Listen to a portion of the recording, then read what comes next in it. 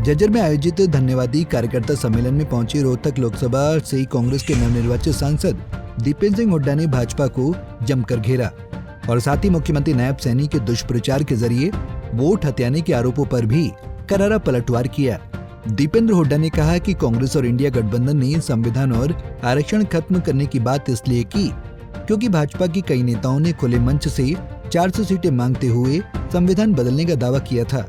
ऐसे में जनता ने भाजपा की नीयत समझ ली और वोट की चोट मारकर भाजपा को 240 के आंकड़े पर रोक दिया।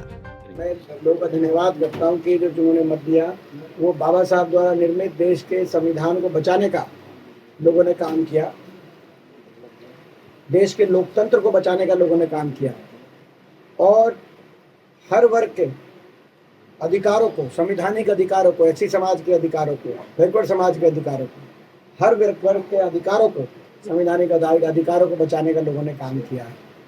अब ये क्या कहेंगे वो तो ये बताएं, लेकिन इनकी नीयत लोगों के सामने आ गई।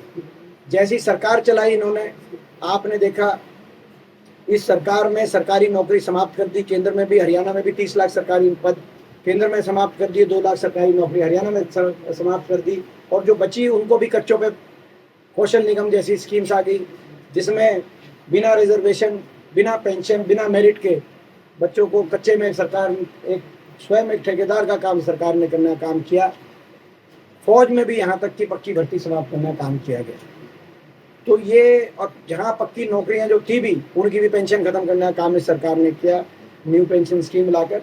तो इनकी नीयत दिखी थी और चुनाव से पहले इनके नेताओं के बयान, मोहन भागवत, अनंत कुमार हेगड़े, बाकी नेताओं के बयान कि हम संविधान को खत्म करने का काम करेंगे, 400 पार का नारा इसीलिए, तो कोई कसर बाकी नहीं बची थी। देश के लोगों को मैं मुख्यमंत्री जो कहना चाहता हूँ, आप देश के लोगों को ना समझे, देश की जनता सबसे समझदार है। उन्होंने आपकी नीयत समझ ली और वोट की चोट से आपकी उस नीयत को हराने का काम किया जो आप देश के संविधान के साथ खिलवाड़ करने की सोचे। दीपेंद्र हुड्डा ने कहा कि लोकसभा चुनाव में देश की जनता ने बाबा साहब का संविधान और लोकतंत्र बचाने का काम किया है, जिसे खत्म करने के लिए भाजपा जनता से 400 सीटें मांग रही थी। उन्होंने कहा कि चुनाव में भाजपा का संविधान और आरक्षण विरोधी चेहरा खुलकर सामने आ चुका है। ऐसे में अब आने वाले हर चुनाव में भाजपा को मुंह की खानी पड़ेगी, जिसकी शुरुआत हरियाणा से होगी। जज्जर से दिनेश मेहरा, पंजाब केसरी टीवी।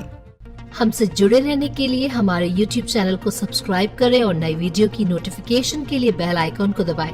अगर आप ये वीडियो Facebook पर देख रहे हैं तो लाइक जरूर करें और ज्यादा से ज्यादा शेयर करें। धन्यवाद।